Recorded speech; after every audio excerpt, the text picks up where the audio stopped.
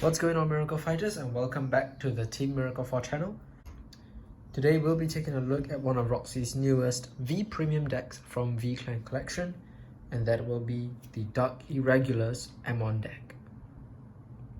So I've gotten a few requests from the previous videos asking for the deck profile for this deck, so here we go. It took a while and players didn't expect us to actually get him back. But yes, the very OG and one of the most iconic DI cards has returned. Even though he's no longer drawn by the same artist in V. The Demon World Marquis Amon, along with Steel Vampire, was Roxy's first true DI boss. And back in the day, it was known for its massive Vanguard power and ability to snipe your opponent's rearguards one-on-one. Roxy has had a long history with Amon, as she eventually played the deck throughout Legion, with Amon's leader Astroth, which was Amon's mate, right, in the Legion era. And Roxy even continued to play Amon into early G, where Amon received a strike called the Amon's Telemarchosius. It wasn't really the best strike for DI, but Roxy just really liked the Amon archetype and the Amon sort of sub-clan in Dark Irregulars. Amon did get a bunch of small support in G, but in the end Roxy dropped Dark Irregulars because she wanted to focus more on Aqua Force and Genesis. Now, since Roxy is unavailable to do a deck profile for Amon due to school commitments, I'll be doing the honors for her this time. So with all these old cards aside, let's dive right into the V Premium Amon deck. So the starter, Roxy is playing with Fleder Adonis. Doesn't matter which starter you use, all of the starters are pretty much the same for V. With Fleder Adonis, because the pose is very similar to Amon, both have a very have those kind of bat-like wings. So yeah, you can play any starter you want. It's just that. And with the starter side, let's get right into the main deck. So we'll start off first with our grade 3s. Obviously, as an Amon deck, we are playing 4 copies of the main card, the Demon World Marquis Amon. Now, Amon's ability kinda resembles his OG skill, except now that it's massively scaled up, massively powered up. Activated once per turn, put a card each from your rearguard's hand and drop zone into your soul. Your opponent chooses 2 cards each from his or her hand, rearguards, and drop, and put them into their soul.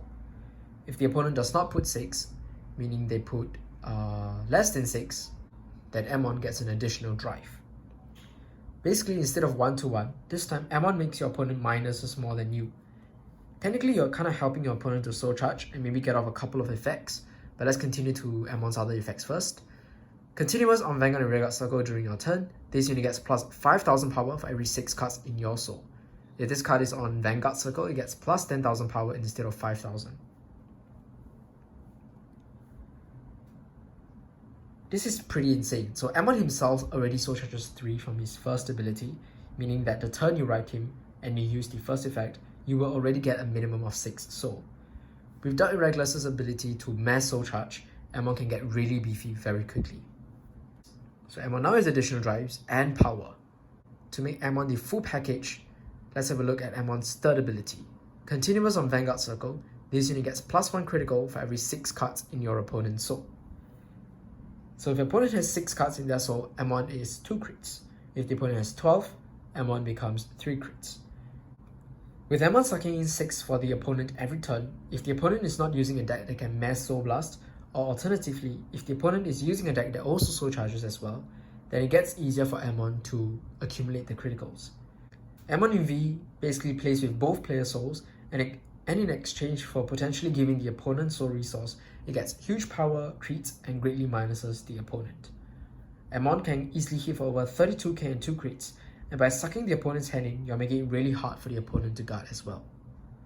Amon literally does everything himself. So as I've mentioned, he gets power, he gets drive, and he also gets crit. This is very interesting thematically, and also makes Amon a super boss. There's a little Seraph Pure Light vibe that this effect gives off, right, which is really interesting as well. So yeah, that's 4 copies of the Demon World Marquis Amon.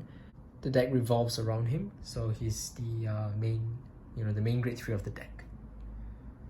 Moving on, we have 4 copies of DI's best supporting grade 3 rearguard, and that is the Number of Terror. On plays on Rearguard Circle and Guardian Circle, if your soul has 10 or more cards, Number of Terror gets plus 10,000 power and plus 10,000 shield until the end of turn.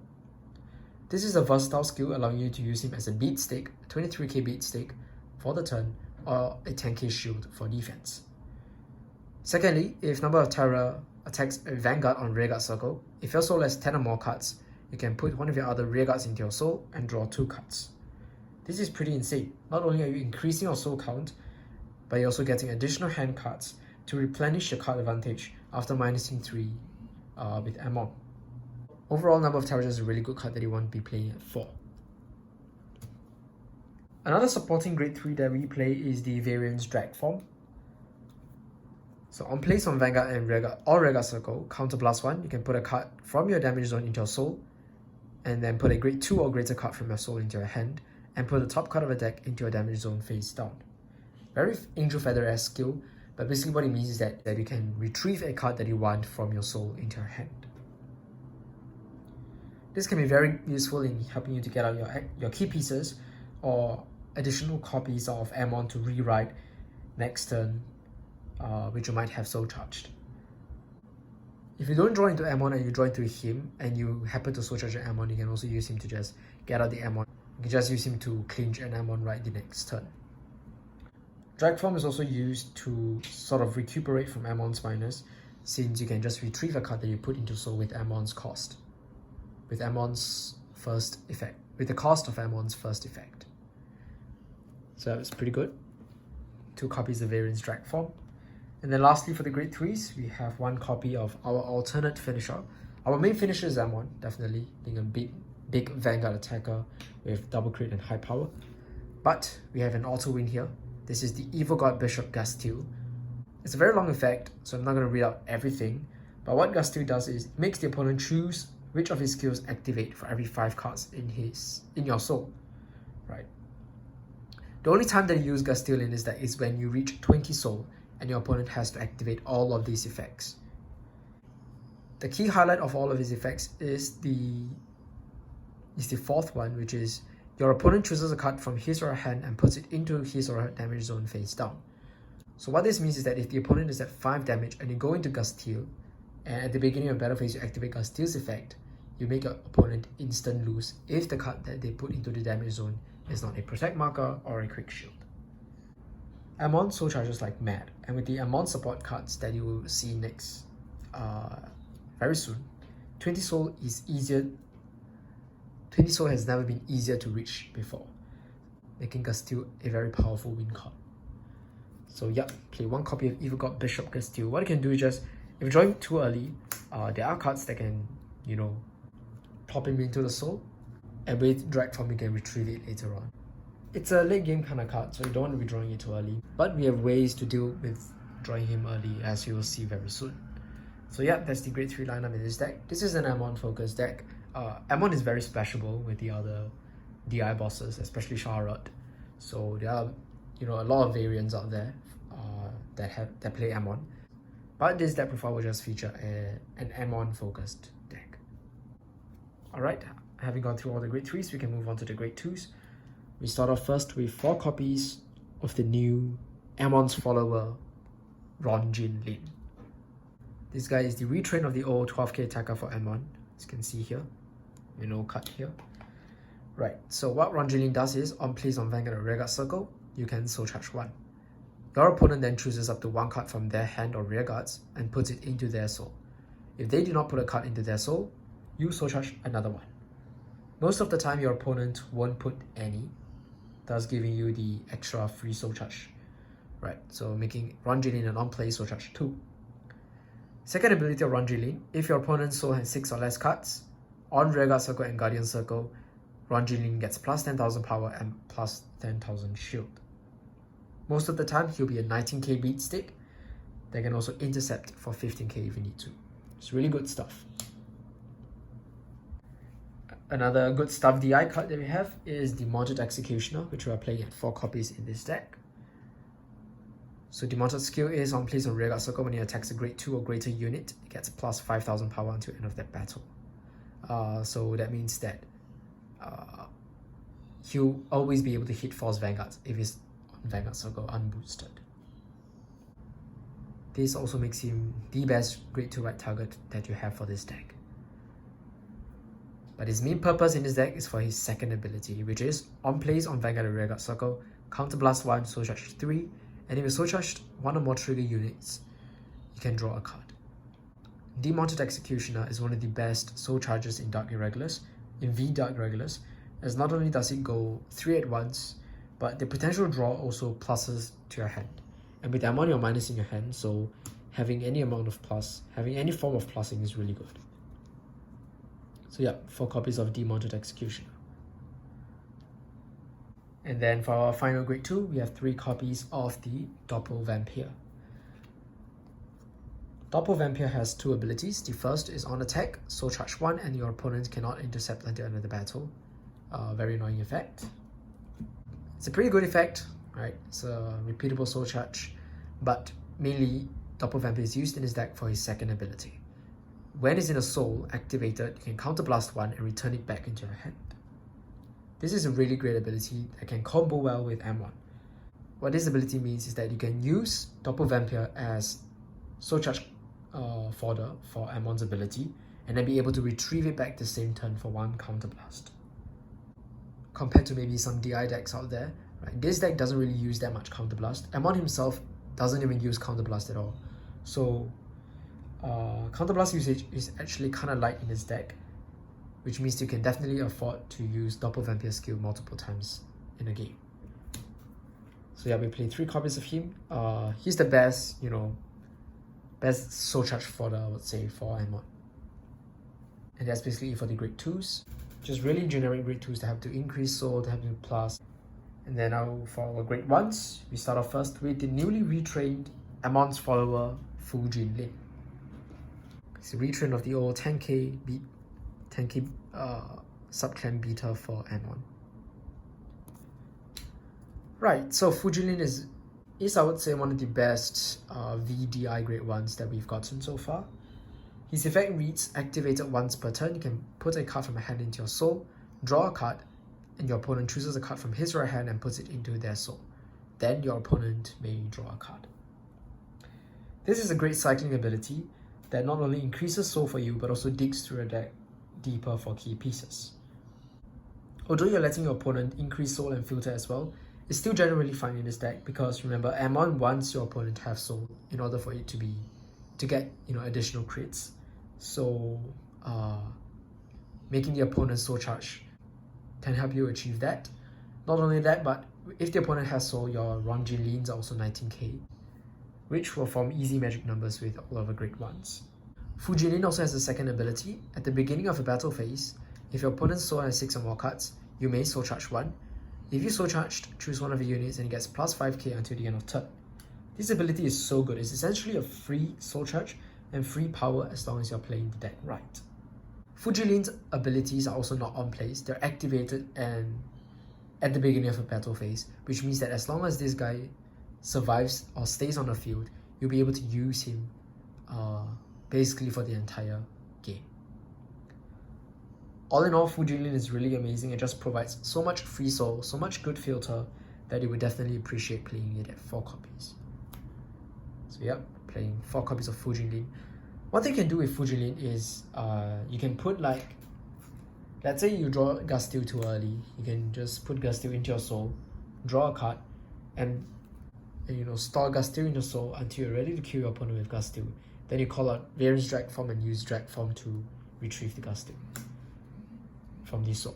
So yeah, with Variance Drag Form and Fu Jinlin, you can sort of use your soul as like a storage space of sorts, which is pretty interesting. And Fu Jinlin can also put Doppel Vampire into the soul to draw a card, and then retrieve Doppel Vampire the same turn, which means you basically just use Counterblast 1 to draw, a free card, which is pretty good. Or you could also use Fu Jinlin with the next card, which is Dimension Creeper. Such an old school card that has always worked well with Amon because of the nature of his ability. So let's have a look at Dimension Creeper. Sorry for the glare, you might not be able to see Dimension Creeper. Let me just put him here. Yep. Alright, so it's reprinted along with Amon, and for good reason. Let's have a look at his effect. On Regular Circle, continuous, if your soul is a grade 3, it gets plus 5,000 power, making it a 13k base. Right. Pretty easy to get. I mean, this is Dark Irregulars. We soul charge a bunch. There's a very high chance of a grade 3 going into your soul. If not, Fujinlin can just set up the soul by putting, extra grade 3s into the soul. Dimension Creeper might as well be just a free 13k base in this deck. And then the second ability, activated when it's in a soul, counter blast 1, put Dimension Creeper on the bottom of your deck, and you may soul charge 3. It's a really nice anti-deck out effect that also increases your soul to help the next great one that we'll talk about. Since Dimension Creeper's effect also works in a soul, it works really well with Fujinlin and with Amon because those are cards that can put Dimension Creeper directly into the soul. Just like Doppelvampire, Dimension Creeper is a really nice soul fodder. With his ability activating from the soul as well, Dimension Creeper is also a nice right target. So yep, we play 4 copies of Dimension Creeper. And then last but not least, for our great ones, we have 3 copies of Doreen the Thruster, one of Roxy's all-time favorite Dark Irregular cards. This is also another card that has been with Amon for a very long time. Both this card and Amon came out in the same booster set in the OG era as well. So Doreen the Thruster's effect is, on Vanguard and Rearguard Circle, when your card is put into your soul by your card's ability, she gets plus 5k until the end of turn. This ability stacks, so if you soul charge 2 cards, or if you put 2 cards into your soul, she gets plus 10. If you put 3, for example with Amon's effect, she gets plus 15k. And since you'll be using Amon's effect every single turn, Doreen the Thruster is usually a minimum 21k booster or 21k beater in this deck. 21k is pretty good when boosting grade 3s because we are a Protect clan. Our grade 3s are 12k base, so 21 with 12 makes 33, which is magic against, Force Vanguards. What Roxy likes to do with Doreen the Thruster is use her as a booster for Amon, just like in the past, right? So this will form a gigantic Vanguard column because remember, Amon gets power for every 6 cards in your soul. So you will have a gigantic Vanguard column with Doreen the Thruster. And because Amon also gets critical for every 6 cards in the opponent's soul, if that happens, right, if you can fulfill all of those conditions, you will have a Vanguard attack that generally needs a PG to guard. With Amon targeting your opponent's hand size as well, this will make guarding really difficult for the opponent. Almost all of the cards in this deck can soul charge in some way or another, right? And Doreen the Thruster's effect also doesn't specify that the cards must be soul charged. They can just be put into the soul by abilities. So things like Number of Terror, things like Variant's Drag Form, or things like Fujinlin can all contribute to increasing Doreen the Thruster's power. So yep, we play 3 copies of Doreen the Thruster in this deck because she's the best booster that we have. M1 is the 3 attack deck. It doesn't multi-attack unlike Charlotte, so you want to make sure that our 3 attacks are actually, pressurizing big 3 attacks. And that's basically it for the normal units. We can move on to our triggers. For our triggers, Roxy is playing 4 draw PGs, 4, 5, 6, 7, 8 critical triggers, and 4 heal triggers. So we'll talk about the heals first. Roxy is currently playing the 20k shield heals because she has not gotten the Heal Guardians for Dark Irregulars, right? The one from the Reiji set. So these are just stand-ins, but we definitely do recommend the Heal Guardians because they just help you to survive and be able to play the game, right? And also Heal Guardians are grade 3s, which means that if you soul charge them into the soul, Dimension Creeper does get the plus 5k. Of course, if you really want to play the 20k shield heals, you can play you can play a split, but that's really up to you guys. Definitely I would definitely recommend at least 2 Heal Guardians. So yeah, Roxy is definitely going to be getting her Heal Guardians really soon. So this is 4 copies of Heal Guardians. And then let's talk about the other triggers. Amon uses your hand and your rear guards as cost. So we decided to go for some draw triggers. Draw triggers to replenish our hand, to replenish our field if you check into them. And they're just really appreciated when we check them. I like Shaharat, which can maybe forego some draws. I think this deck really benefits from the extra draws that you have. So yeah, that's 4 March Rabbit of Nightmare Land. And then the trigger line, and then the other triggers that we play are basically all the crit triggers, right? 8 critical triggers. 8 crits because, you know, we want a lot of offense. This is a 3 attack deck. We want to make sure our attacks are threatening and hopefully threaten 2 damage at once. Amon is already a double crit Vanguard. Playing more crits means that you have a higher chance of just crit sacking your opponent to death. I would want to play more than 8 crits, but for now the draws have been really helping.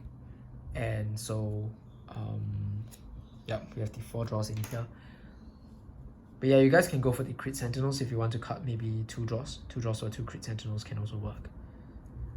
But yes, that is the trigger lineup. Pretty basic, pretty generic trigger lineup. And you cannot really go wrong with 8 crits, 4 draws, 4 heals. Oh yeah, one other thing about why Heal Guardian is also recommended for this deck is because this deck doesn't really use a lot of Counter Blast, which means that you can afford to guard early, you can afford to stay at very low damage, and still be able to play the deck well, because, you know, Amon doesn't even use Counter Blast at all. Good cards like Fujin Lin, Number of Terror, all don't even use Counter Blast at all. So we don't really need to, you know, we're not really scared of damage denying ourselves with the Heal Guardian. And with that said, that's basically it for the deck. This is, you know, the deck layout. Of course, there are things that you can change around if you don't really like, you know, some of the choices in this deck. So I'm just going to be explaining a couple of alternatives that you guys can play for the Amon deck. One grade 3 that you might consider that Roxy once played but has since removed is the abominable one, Gilles de Rais, or whatever way you pronounce. However this name is supposed to be pronounced, okay? So on plays on Vanguard or Rearguard Circle, Counterblast 1, can Superior Call a grade 2 or less card from your soul to Rearguard Circle. This is a way to recuperate the loss of your Rearguards via Amon's, you know, Inferno ritual. So this allows you to call out whatever the Amon might have soul charged. And it also allows you to call out, you know, a Demonted Executioner that you might have wrote the previous turn in order to proc, you know, Demonted Executioner's on place effect to get into soul charge 3 and potentially draw a card. It's pretty good, just a +1, and so we'll take it. And then the second ability is when you attack a Vanguard, if your soul has 10 or more cards, you can retire one of your opponent's rear guards. Combined with Amon, which already, you know, kills 2 of the opponent's rear guards. If you add Gilles de Rais into the deck and have both it and Amon out in the same turn, it can potentially mess up the opponent's field really badly. It's a costless kill as well, which is really good. 10 soul is super easy to reach in this deck. An additional retire is always welcomed, right, to really cripple the opponent. So this is one alternative that you might consider for the grade 3s. This might replace Variant Drag Form, but for now, Variant Drag Form is in the deck because we find it to be a bit more flexible. Adding cards into our hand and then playing them whenever we want is better than just Superior Calling a grade 2 or greater. A grade 2 or less card from the soul to rear guard, in my opinion. But yeah, I have seen some lists play, you know, a couple of Gilles de Rais. You guys can try that out. And of course, I already mentioned this, but you can pair Amon up very well with the big vampire, the big man himself, Shaharat Vampire.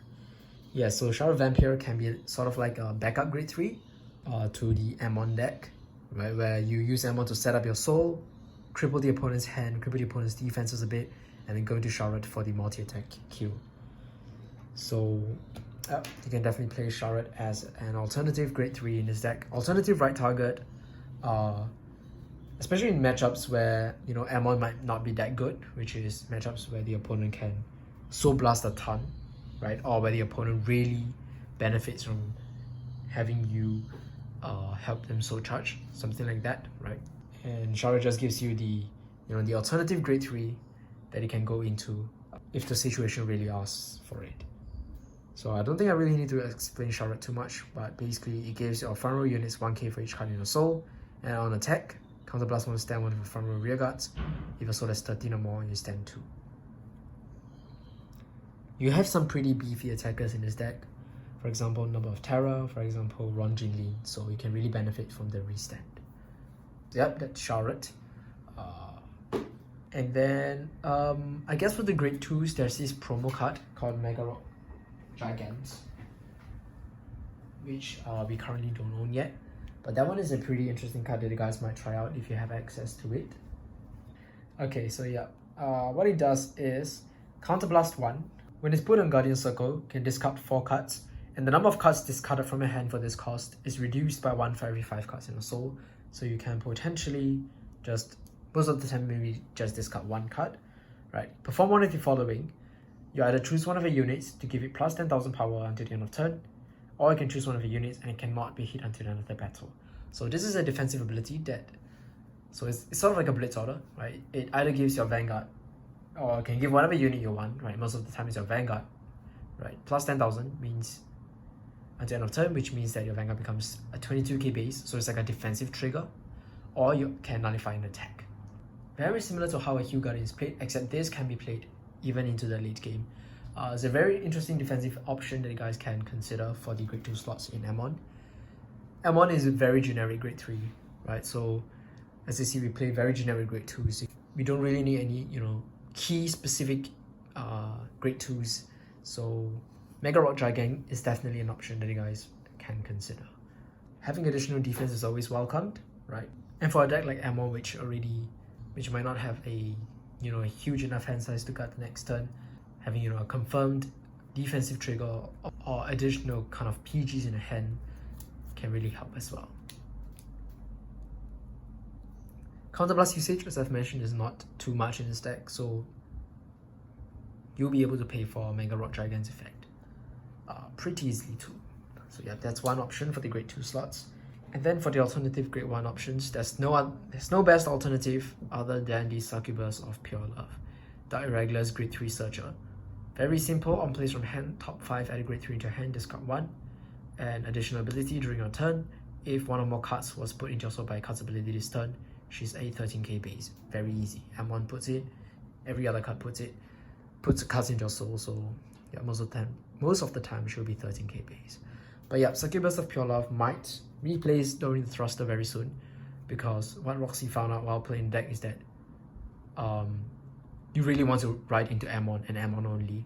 So having the added consistency of seeing Amon every game is super important. Maybe much more important than the additional power that Doreen provides. But I don't know, you can play around with the ratios in this deck, maybe fit in both at the same time.